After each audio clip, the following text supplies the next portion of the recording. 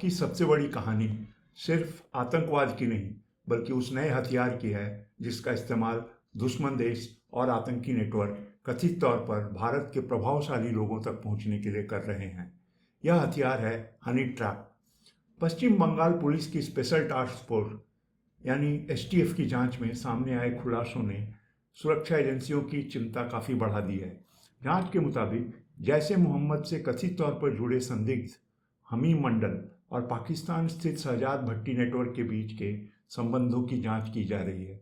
सबसे चौंकाने वाला पहलू यह है कि इस पूरे नेटवर्क में सोशल मीडिया को कथित तौर पर एक हथियार की तरह इस्तेमाल किया जा रहा था। एसटीएफ के अनुसार हमीम मंडल का काम सोशल मीडिया पर सक्रिय, आकर्षक और नई नई पहचान बना रही महिला मॉडल्स तथा सोशल मीडिया इन्फ्लुएंसर्स से संपर्क स्थापित करना था। जांच में दावा किया गया है कि इन महिलाओं के माध्यम से राजनीतिक, सामाजिक और प्रशासनिक रूप से प्रभावशाली लोगों तक पहुंचने की रणनीति बनाई गई थी। इसी कड़ी में अर्पिता सरकार का नाम सामने आया। जांच एजेंसियों के अनुसार अर्पिता सोशल मीडिया पर नियमित रूप से रील्स पोस्ट करती थी और इसी माध्यम से उसकी पहचान हमीम मंडल से हुई। बाद में पूछताछ में यह भी सामने आया कि पाकिस्तान स्थित शहजाद भट्टी नेटवर्क के संचालक कथित तौर पर हमीम को दरकिनार कर सीधे अर्पिता के संपर्क में आने लगे और उसे अलग अलग निर्देश भेजे जाने लगे। जांच एजेंसियों को संदेह है कि सोशल मीडिया की लोकप्रियता का इस्तेमाल केवल दोस्ती या संपर्क बढ़ाने के लिए नहीं, बल्कि संभावित हनी ट्रैप ऑपरेशन के लिए भी किया जा रहा था।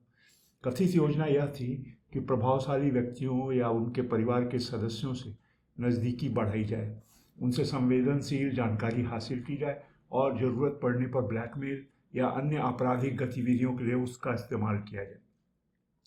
हालांकि इन सभी दावों की पुष्टि अभी जांच के अंतिम निष्कर्षों और न्यायिक प्रक्रिया के बाद ही हो सकेगी। लेकिन एसटीएफ की जांच में यह भी सामने आया है कि कुछ प्रभावशाली राजनीतिक परिवारों और प्रशासनिक तंत्र से जुड़े लोगों को कथित तौर पर निशाना बनाने की योजना थी। जांच एजेंसियां अब ऐसे अन्य लोगों की पहचान करने की कोशिश कर रही है जो संभवतः इस नेटवर्क के संपर्क में आए हैं, लेकिन सामाजिक बदनामी के डर से सामने नहीं आ रहे हैं। इस बीच हमीम मंडल के एक अन्य सहयोगी आदित्य सिंह की भी गिरफ्तारी हुई है। जांच के अनुसार यह कथित तौर पर कुछ प्रभावशाली लोगों और उनके परिवारों की गतिविधियों से जुड़ी सूचनाएं जुटाकर सुरक्षित मैसेजिंग ऐप्स के जरिए आगे पहुंचाता था। एजेंसियों का दावा है कि टेलीग्राम जैसे end to end encrypted platform का इस्तेमाल निगरानी से बचने के लिए किया गया।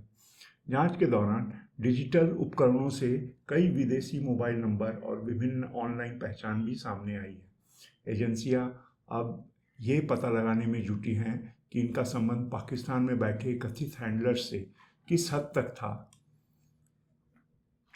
और पूरे नेटवर्क का दायरा कितना बड़ा था।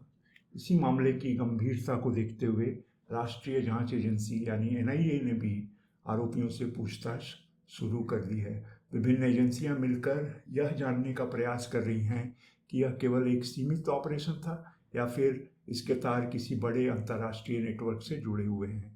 यह मामला एक बार फिर यह सवाल खड़ा करता है कि डिजिटल युग में सोशल मीडिया केवल मनोरंजन का माध्यम नहीं रह गया है। सुरक्षा एजेंसियों का मानना है कि विदेशी आतंकी और आपराधिक नेटवर्क अब सोशल मीडिया प्लेटफॉर्म्स का इस्तेमाल नए तरीके से कर रहे हैं।